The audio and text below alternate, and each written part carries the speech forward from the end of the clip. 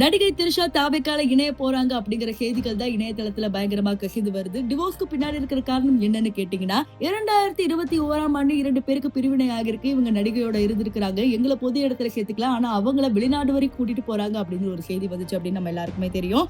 ஆனா பொது இடம் மட்டும் அவங்க மென்ஷன் பண்ணல. எல்லா இடத்துக்கும் அப்படின்னு பார்க்கும்போது தாவேக்கா கட்சியில திரிஷா இணைய போறாங்க அப்படின்னு செய்திகள் கசிந்து வந்து இந்த நிலையில தான் அவங்க கொடுத்திருக்காங்க. அதாவது என்ன அரசியல் பேச்சுல கூட்டிட்டு போல, என்ன ஒரு அவார்ட் ஷோ கூட்டிட்டு போல, என்ன ஒரு வெளிநாட்டு கூட்டிட்டு போல. ஆனா அந்த நடிகையை இவ்வளவு தூரம் சேர்த்துக்கிறதுக்கான காரணம் என்ன அப்படிங்கறதா சங்கீதாவோட மன பலியாவே இருக்கு. இப்ப அதுதான் பைல்வான் ரங்கநாதன் அவர்கள் விளக்கியிருக்காரு. அந்த வீடியோ போய் முழுசா பார்த்துட்டு வாங்க. நேயர்களே, திரிஷா அரசியல் கட்சியில் சேருகிறாரா?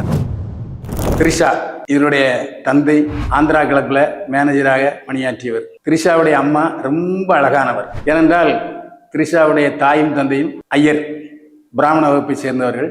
அதனால நடிகர்களுக்குள்ள ஒரு போட்டியே வரும். நீங்க இத்தனை வயது ஆகியும் கூட அவர் பொன்னியின் செல்வன் பாத்தீங்களா, ஐஸ்வர்யா ராயை விட அழகாக தோற்றமளிப்பார் திரிஷா.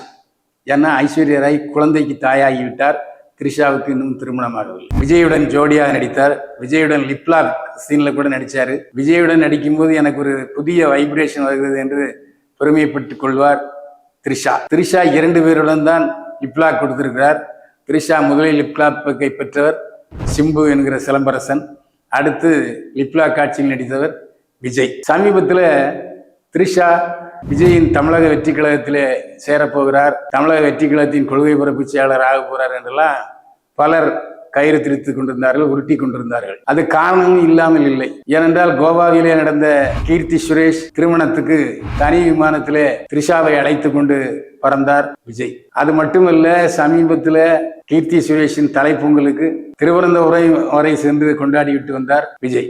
விஜயுடன் நெருக்கமாக இருக்கிற சூழ்நிலை காரணமாக திரிஷா தமிழக வெற்றி கழகத்தில் சேரப்போகிறார் என்று பலமாக பேச்சு அடிபட்டது. விஜய் அரசியலில் தீவிரமாக இறங்கணும்னு முடிவு பண்ணிட்டாரு. அதனால 200 கோடி ரூபாய் சம்பளத்தை தியாகம் செய்துவிட்டு மக்களுக்காக சேவை செய்ய போகிறேன்னு தமிழக வெற்றி கழகத்தை தொடங்கிட்டார். திரிஷாவுக்கு என்ன வேத்தா வடியுது?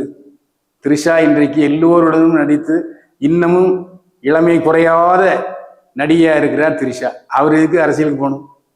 இல்லை அவர் அரசியலுக்கு போய் இந்த முதலமைச்சர் ஆக போறாரா? அந்த அளவுக்கு அவருக்கு அரசியல் ஞானம்லாம் கிடையாது. சினிமாவில் நடிக்கிறாரு, சம்பளம் வாங்குறது, அவ்வளவுதான். இது மட்டும் இல்லாம விஜயின் சம்பளத்தை விட அதிகமா ஜீவானம்சம் கேட்க சங்கீதா அவர்கள் ரெடியா இருக்கிறதா பல செய்திகள் வந்துட்டு இருக்கு. விஜய் அவர்களுக்கு ஓட்டு வரும்னு பார்த்தா இப்ப லைனா வேட்டு வந்துட்டு இருக்கு. இதை பத்தி நீங்க என்ன நினைக்கிறீங்க அப்படிங்கறத மறக்காம கமெண்ட் செக்ஷன்ல சொல்லுங்க.